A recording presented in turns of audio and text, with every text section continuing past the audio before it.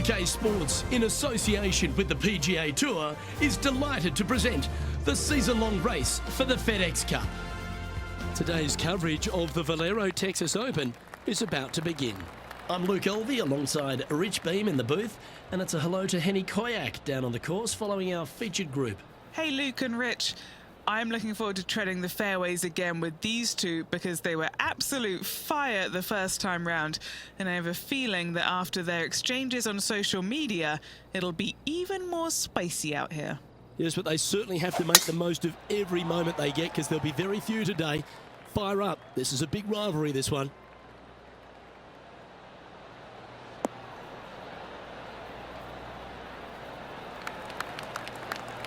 That dog will hunt. TPC San Antonio, Rich, is one of the stern tests on the PGA Tour, and you get an examination right out of the gates. Second shot on this golf course, Luke, is one of the most difficult on this golf course. A deep bunker out to the right. The green runs away on the right-hand side. A tiny target for sure with the second shots.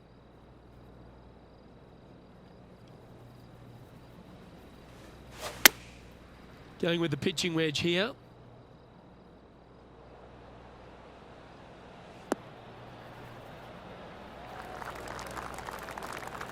A little off the mark on that approach shot. Tried to draw that one in there, Luke. Just missed the mark. This would be a great up and down.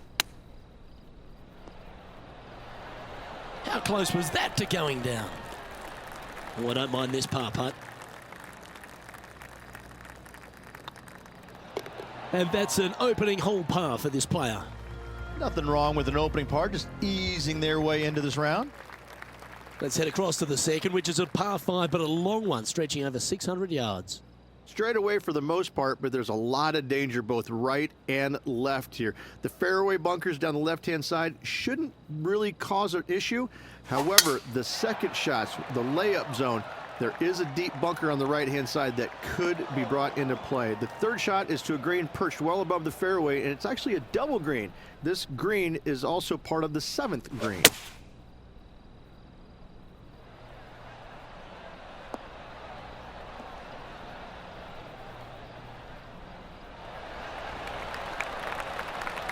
Getting ready to play their third.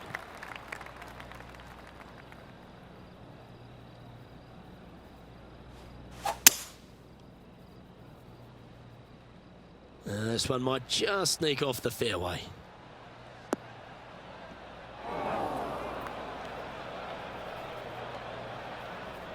Why don't we catch up with the V-Man, Harold Varner III.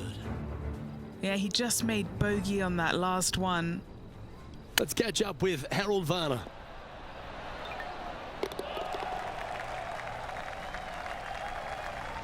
Oh, that lie ain't pretty. She's got lots of work to get out of this bunker.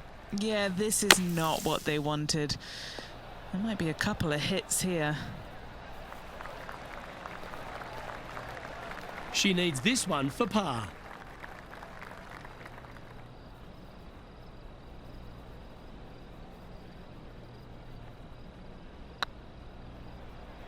Looking really good, this one.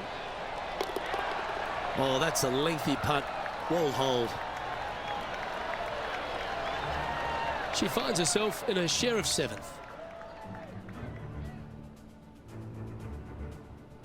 Rich, let's head to the par 3 third, the first of our shorter holes. You really hope that the wind is not blowing into your face on this tee shot and making it that much more difficult and longer. This green's perched up high. There's runoffs all around the left-hand side and the back portion of it, and obviously you want no part of coming up short. Players that find this green will find it difficult to two-putt as there's lots of humps and bumps and swales in it. Anywhere up on that dance floor would be nice. What an amazing approach shot. I think their rival, Harold Varner III, has a worthy competitor this week. Lining up the birdie putt here.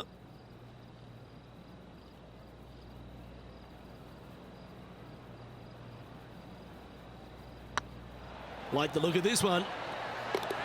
Always nice to hold those for a birdie.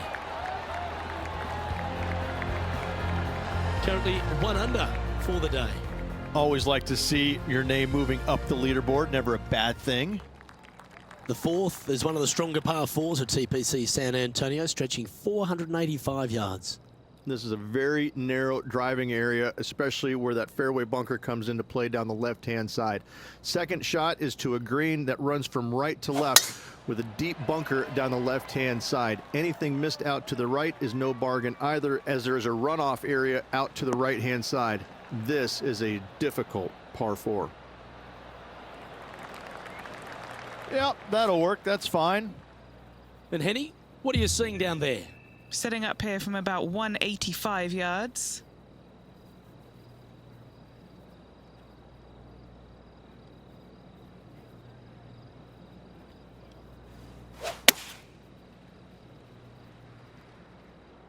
This one heading towards the green.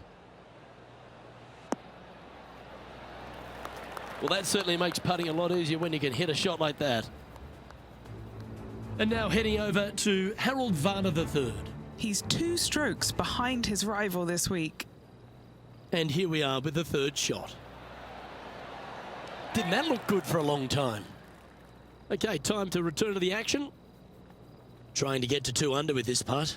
This for back-to-back birdies. This one's dialed in. Oh, look who's getting on a roll now. That's back-to-back birdies. Got to say, putting this well from this distance is a huge confidence booster. The leader now has a 1-stroke advantage. The fifth is one of the shorter par 4s on the property, right on 400 yards. Players must make a decision whether to go for it or lay up short of that fairway bunker down the right-hand side. This green is perched above the players ever so slightly, and there's a spine running right through the center of it with a low area on the left-hand side. No matter whether you go for it or you lay up, this is a wonderful birdie opportunity.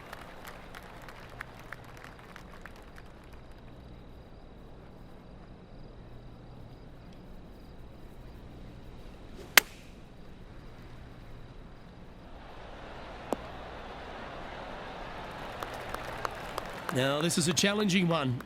A lengthy putt awaits. Little birdie look in here.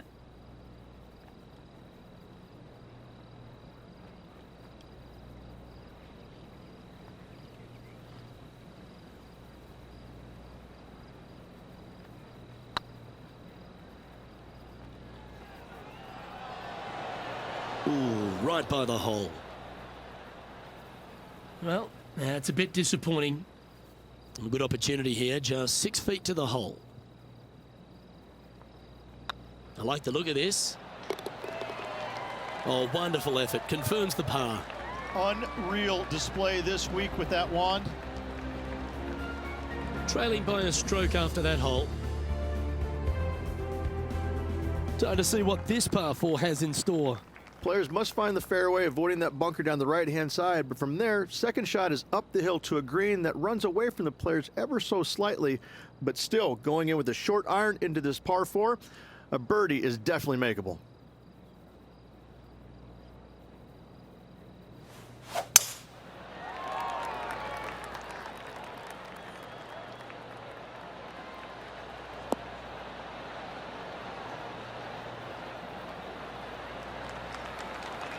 Second shot here on the 6th.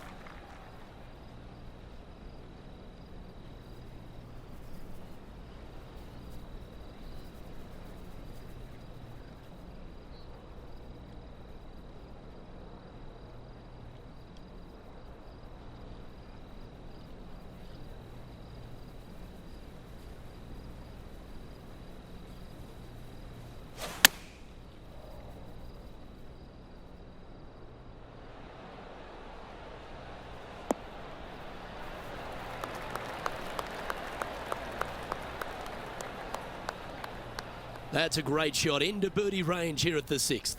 And as good as they putt, you almost have to guarantee this one.